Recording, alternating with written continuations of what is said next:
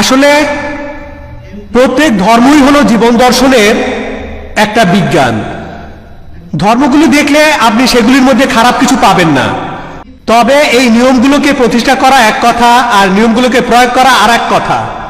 আর যেখানে মানুষের মধ্যে রক্তের কোনো সম্পর্ক নেই, সেখানে মানুষের মধ্যে সম্পর্ক তৈরি করবে ধর্ম।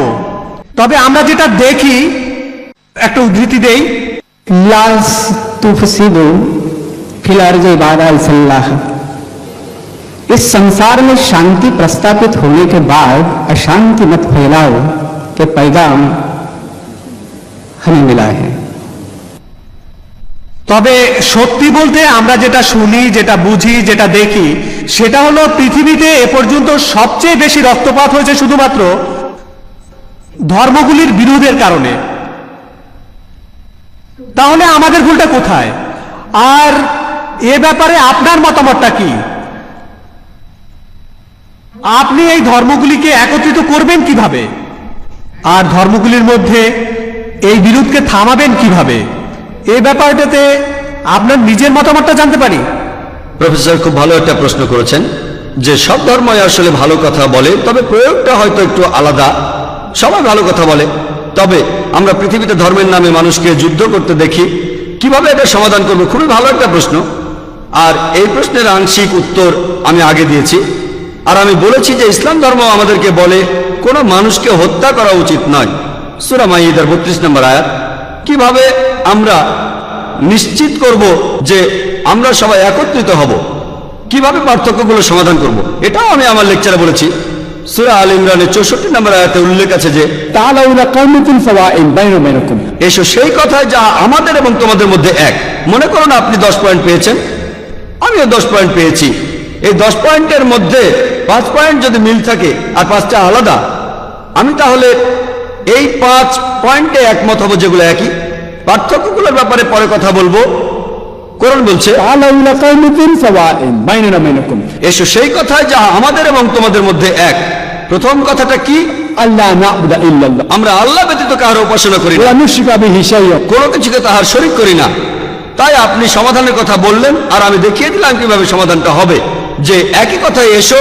তবে কথা আমাদের মনে রাখতে হবে যে বিভিন্ন ধর্মের অনেক অনুসারী তারা তাদের ধর্মগ্রন্থের কথাগুলো জানে না। এটাই হলো সমস্যা। অনেক মুসলমানই জানে না পবিত্র কোরআন আর সহিহ হাদিসে কি বলে। অনেক হিন্দু জানে না তাদের ধর্মগ্রন্থগুলো কি বলে। অনেক খ্রিস্টানি জানে না বাইবেলে কি কথা বলা আছে। এখানে কাকে দোষ দেব? অনুসারীদের। তাই আমি বলি আপনাদের ধর্মগ্রন্থগুলো পড়েন। আমাদের মধ্যে পার্থক্যগুলো নিয়ে পরে কথা বলবো, আগে আমাদের সাদৃশ্যগুলো দেখি। আমি এর আগে ইসলাম আর খ্রিস্টান ধর্মের সাদৃশ্য নিয়ে বলেছি, সেখানেই বলেছি আমাদের পার্থক্যগুলো নিয়ে আমরা পরে আলোচনা করবো। অন্তত পক্ষে আপনার বাইবেল আর আমাদের কোরআনে যে সাদৃশ্যগুলো আছে সেগুলো নিয়ে বলি, তাহলে আর যুদ্ধ হবে না। এখন আমি কি করছি? আমার লেকচারে আমি কোনো ধর্মের সমালোচনা করেছি? আমি বাধ্য হয়ে কিছু ধর্মের সমালোচনা করেছি যখন কেউ কেউ এমন প্রশ্ন করেছেন যে আমাকে সত্যি কথাটা বলতে হয়েছে। এছাড়া আমার লেকচারে, আমার ভিডিও ক্যাসেট দেখেন, আমি কোনো ধর্মের সমালোচনা করিনি, কোনো বিষয়ে না। আমি শুধু সাদৃশ্যগুলো দেখিয়েছি। আমি শুধু পার্থক্যগুলো নিয়ে, আমি ইসলাম আর হিন্দু ধর্মের পার্থক্যগুলো নিয়ে বলতে পারি, ইসলাম আর খ্রিস্টান ধর্মের পার্থক্য। আমি বিভিন্ন ধর্মের একজন ছাত্র। আমি বিভিন্ন ধর্মগ্রন্থ থেকে আলহামদুলিল্লাহ অনেক উদ্ধৃতি দিতে পারি। বিভিন্ন ধর্মের পার্থক্য সেটা প্রয়োজন হবে যখন তখন বলবো। যদি কেউ এই অনুষ্ঠানে গোলমাল করে আমাদের সেদিকে খেয়াল রাখতে হবে। এছাড়াও আমার লেকচারে আমি কোনো ধর্মের সমালোচনা করিনি। তাই আমি আপনাদের বলি, আপনাদের ধর্মগ্রন্থগুলো পড়েন, তাহলে আপনার ধর্ম আর সর্বজনীন ভ্রাতৃত্বের কাছাকাছি আসবেন। ধর্মগ্রন্থ পড়ে আগে এক সৃষ্টিকর্তাকে মানেন। পার্থক্য নিয়ে পরে কথা বলবো, পার্থক্য নিয়ে আলোচনা পরে হবে। ইহুদি ধর্ম এই কথা বলে, খ্রিস্টান ধর্ম বলে, হিন্দু ধর্ম বলে, ইসলাম ধর্ম বলে, শিখ ধর্ম বলে, পার্সি ধর্ম বলে এক ঈশ্বরে বিশ্বাস করো আর তাকেই উপাসনা করো। কেন অনেক দেবতার পূজা? আগে এই ব্যাপারটা দেখেন, তারপর অন্য ব্যাপারগুলো দেখেন। যদি আমরা আমাদের এই সাদৃশ্যগুলো দেখি, এমনকি যদি 10টার মধ্যে 3টা তো মিল খুঁজে পাই, অন্ততপক্ষে সেই সাদৃশ্যকে আমরা মেনে নেওয়ার চেষ্টা করি। অন্য ব্যাপারে একমত হই বা না হই সেটা নিয়ে পরে কথা বলবো।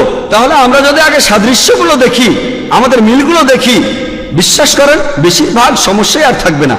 বিশ্বাস করেন, আর আমি সেই কাজই করছি।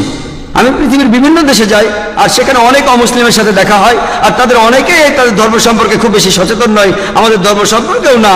অনেকেই আমাকে প্রশ্ন করে, তারাও ধর্মগ্রন্থ সম্পর্কে তেমন কিছু জানে না। যারা প্রশ্ন করে আসলে তাদের শিক্ষিত করে তুলি, তাদের আমি শিখিয়ে দেই কোরআনের কথা, বেদের কথা, বাইবেলের কথা, আর আমি উদ্ধৃতি দেওয়ার সময় রেফারেন্সটা দেই যাতে লোকে বলতে না পারে যে আমি যা খুশি তাই বলছি। আর সব ধর্মগ্রন্থের উদ্ধৃতি আপনারা পাবেন ইসলামিক রিসার্চ ফাউন্ডেশনে। আমাদের লাইব্রেরিতে বেদের অনেকগুলো অনুবাদ করা বই আছে, আমাদের কাছে অনেক প্রকার বাইবেল আছে, আমাদের কাছে প্রায় 30টা বাইবেলের সংস্করণ আছে। আলহামদুলিল্লাহ, আপনি যে গোত্রেরই হন না কেন, প্রোটেস্ট্যান্ট, ক্যাথলিক বা অন্য কিছু, আমি ধর্মগ্রন্থ থেকে উদ্ধৃতি দেই।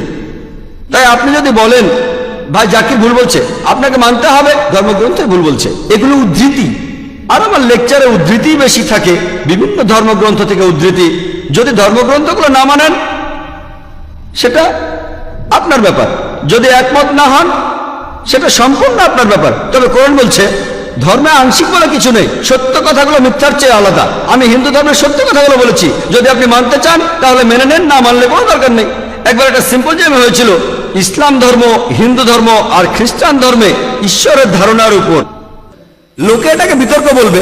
একজন হিন্দু পণ্ডিত কেরালা আর কালিকটের, একজন খ্রিস্টান ফাদার কালিকটের, আর আমি সেখানে বলেছিলাম ইসলাম ধর্ম নিয়ে প্রায় 4.5 ঘন্টার একটা বিতর্ক। কিনতে পাওয়া যায় পণ্ডিত একজন হিন্দু ধর্মের, খ্রিস্টান ধর্মের, আর আমি শুধু ছাত্র। আমার মতামত সেখানে বলেছি, আর শ্রোতারা সেটা বিচার করবেন। আমি সাদৃশ্য নিয়ে কথা বলেছি, তাদের ধর্মগ্রন্থের উদ্ধৃতি, এই অধ্যায় অনুচ্ছেদ, এই অধ্যায় অনুচ্ছেদ। পৃথিবীর সব মানুষকে যদি একত্রিত করতে চান তাহলে সাদৃশ্যগুলো দেখেন, পার্থক্য নিয়ে পরে আলোচনা করা যাবে। আশা করি উত্তরটা পেয়েছেন। বেদ আর শাস্ত্র খারাপ না, কোরআনও খারাপ না। না বুঝে কথা বলা আর তর্ক করাটাই খারাপ। সব মানুষই মনে করে যে অন্য সবাই ভুল করছে। নিজের মনে নিজেকে প্রশ্ন করুন, আপনার ঈশ্বর কখনো খারাপ হতে পারে না। তাই সার্বজনীন ভ্রাতৃত্ব নিয়ে কথা বলতে গেলে আমাদের মধ্যে যে কথাগুলো হবে সেগুলোতে যেন কাদা ছোড়াছুড়ি না থাকে। কাদা ছোড়াছুড়ির উপরে উঠেই কথা বলতে হবে, কারণ কাদা ছোড়াছুড়ির উপরে উঠলেই সেই আল্লাহ তাআলাকে পাওয়া যাবে, পরমাত্মাকে পাওয়া যাবে। আগে গড শব্দটার অর্থ বোঝেন। গডের অর্থ কি? গডের এসব কিছুই নেই। জিওডি, যে সুপার পাওয়ারের প্রকৃতিকে কন্ট্রোল করছে, তার এই প্রকৃতির 3টা অংশ আছে। জিওডি গড, জি দিয়ে জেনারেটর, ও দিয়ে অপারেটর, ডি দিয়ে ডিস্ট্রয়ার। এই প্রকৃতি আমাদের তৈরি করছে, প্রকৃতি আমাদের চালাচ্ছে, প্রকৃতি আমাদের ধ্বংস করছে। আমাদের তৈরি করা হচ্ছে, আমাদের চালানো হচ্ছে, তারপর ধ্বংস করা হচ্ছে। গড বা গডের অন্য কোনো অর্থ নেই, আর গড শব্দটার এছাড়া কোনো অর্থ নেই। আল্লাহ তাআলা এই গডের উপরে, পরমেশ্বর এই গডের উপরে, পরওয়ারদিগার এই গডের উপরে। অনেক ধন্যবাদ। ধন্যবাদ। আপনি আমার লেকচারটাকে সংক্ষেপে বলে দিলেন, আলহামদুলিল্লাহ, আপনাকে ধন্যবাদ। ঠিকই বলেছেন যে গড বলে আসলে কিছু নেই, সেটা আমি ব্যাখ্যা করেছি। আপনি হিন্দিতে বললেন যাতে করে যারা ইংরেজি বোঝে না তারাও বুঝতে পারে। আপনাকে ধন্যবাদ জানাই। আপনি সুন্দরভাবে বলেছেন আসলে গড বা গডেস কিছু নেই, আল্লাহ তাআলা, আল্লাহ সুবহানাহু ওয়া তাআলা সবচেয়ে বড়। আর আমি আপনার সাথে পুরোপুরি একমত। আপনি ঠিকই বলেছেন যে অনেকগুলো ধর্ম থাকা আসলে উচিত নয়, আমি একমত। অনেক ধর্ম থাকা উচিত নয়, কারণ পবিত্র কোরআনে সূরা আল ইমরানের 19 নম্বর আয়াতে উল্লেখ আছে, ইন্না দীনা ইনদাল্লাহিল ইসলাম। একমাত্র গ্রহণযোগ্য দিন আল্লাহ তাআলার কাছে যখন কোনো ব্যক্তি আল্লাহ তাআলার কাছে তার ইচ্ছাকে সমর্পণ করে। আমি আপনার সাথে একমত। যদি আমরা ধর্ম নিয়ে নিজেদের মধ্যে যুদ্ধ করি আমরা আলাদা হয়ে যাব। আসলে পার্থক্য থাকা উচিত নয়। আগের ভাই আমাকে অনেক কথা বললেন, শিয়া, সুন্নি, বিভিন্ন ধর্ম আর ধর্মের মধ্যে গোত্র। উত্তরটা দিতে পারি, তবে সময় লাগবে। এমন প্রশ্ন করলে করতে পারেন, আমি সেই প্রশ্নের উত্তর দেব। কেন আমরা পার্থক্য নিয়ে কথা বলবো? তবে ভাই আপনি ঠিক বলেছেন যে ধর্ম হবে একটাই জীবন দর্শন, সেটা হলো আল্লাহর কাছে নিজের ইচ্ছাকে সমর্পণ করে দেওয়া। যদি এটা বিশ্বাস করেন সর্বজনীন ভ্রাতৃত্ব বজায় থাকবে, যদি বিশ্বাস না করেন তাহলে বিশৃঙ্খলা চলতেই থাকবে। আশা করি উত্তরটা পেয়েছেন।